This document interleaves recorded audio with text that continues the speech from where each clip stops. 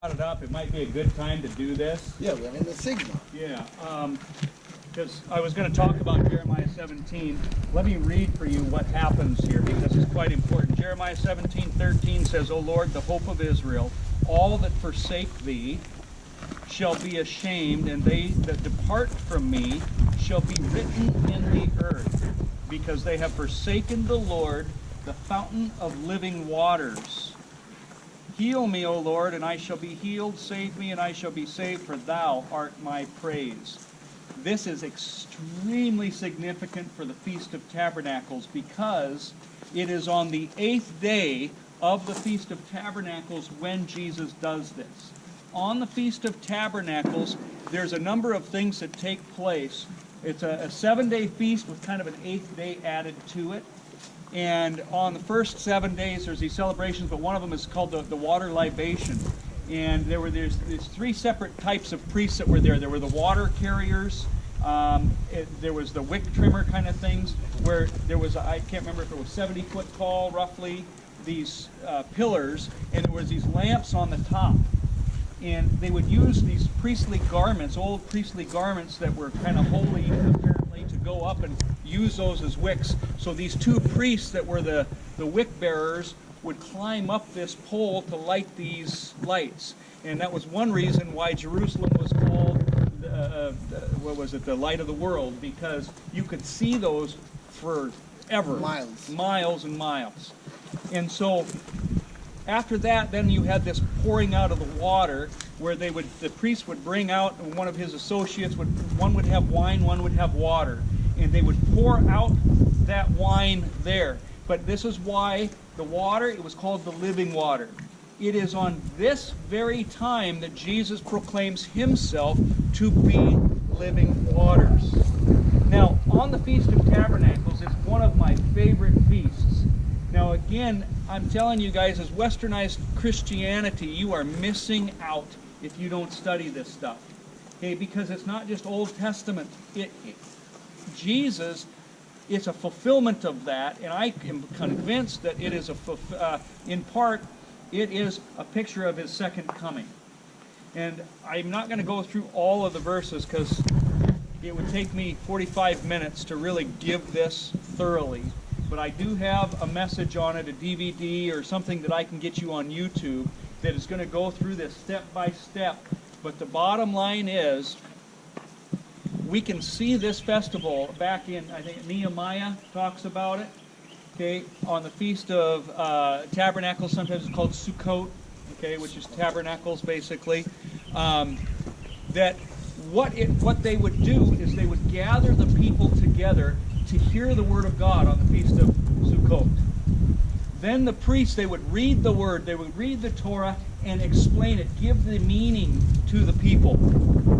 And so what we see in Nehemiah, or when you read in Ezra and Nehemiah, remember it was raining and they all gather together and they're reading the word and explaining it to the people. And the people, they're not bored. They could handle a 45-minute sermon because they read a lot more than that. They all day long were listening to the Word of God. Boy, what I would give to see that in our country, or in any country today, for people to be doing that. Which was every Monday and Thursday. Every Monday and Thursday. And part of the reason they did that on Monday and Thursday is because they were never to go 3 days without the Word. Right. Yeah.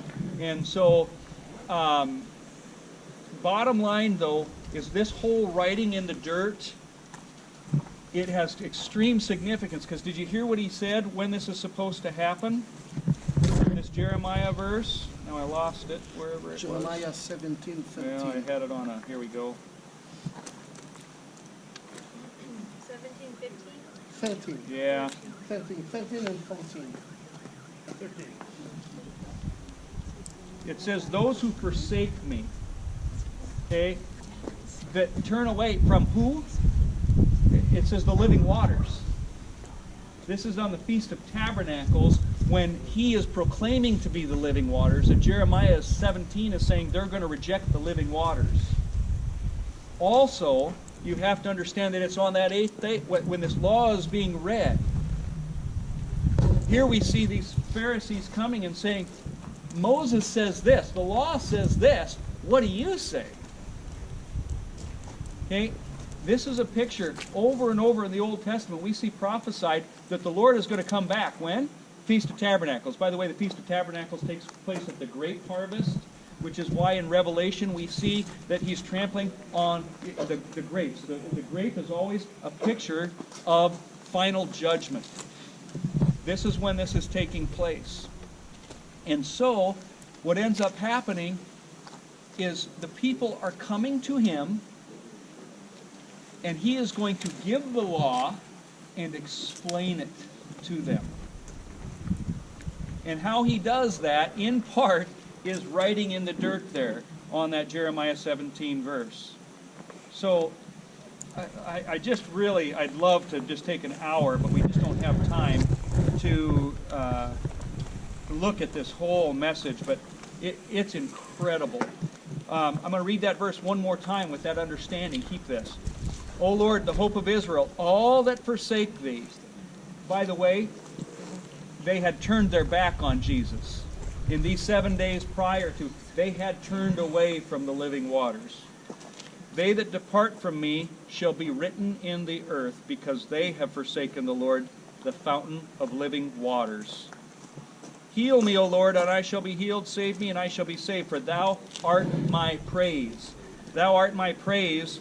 I believe that comes from the Psalms in a sense, and that is also what is being read on the Feast of Tabernacles, and so that's also very significant. 121, the Song of the Psalm Saints. 121, yeah. So, just these festivals scream Yeshua. And I'm amazed. That's the one thing that puzzles me to no end, is how a Jew can't see Christ in these festivals. Not me. Yeah, well, you do, but you know what I'm saying. It's so clear. When we get to Jerusalem, I'm going to talk about Passover. Some of you have heard me talk about that. But the Feast of Tabernacles is no less amazing than Passover in how Jesus fulfills it to a T, but only a foreshadow of what yet's to come. Because when the Lord comes back, what does the Bible say he's going to do? He's going to call us to Mount Zion. The law will go out from Zion. He's going to call us, and he's going to take that law, and he's going to explain it to us the way it was supposed to be. The way that we've all screwed everything up in the churches today, he's going to clear it up. And that's what I love about the Feast of Tabernacles, is it's a picture of that he's coming back, and he's going to clear up our stupidity. Okay? Meanwhile, we are the stupid ones. We are. Absolutely. No, you're okay. We are the stupid ones, because we didn't understand that, and we wrote that thing with divine spark, and we didn't understand what we're writing down. No, it's right, guys. It's right. I admit, it's like a guy that is copying another book, but in the process he doesn't go inside and understand what he's doing. So I'm taking the Word of God, writing it down for everybody. What did I do? I don't copy it. That's it. I was oblivion. That's the true word, I think. Oblivion. Well, now I lost it. Help me. What was the word? Oblivious. Oblivious. Oblivious. There you go, yeah. Oblivious to what the word is actually saying. What's that? That's oblivious. That's oblivious That's to me. not, that's not. Yeah. That's not. So let's let them some time.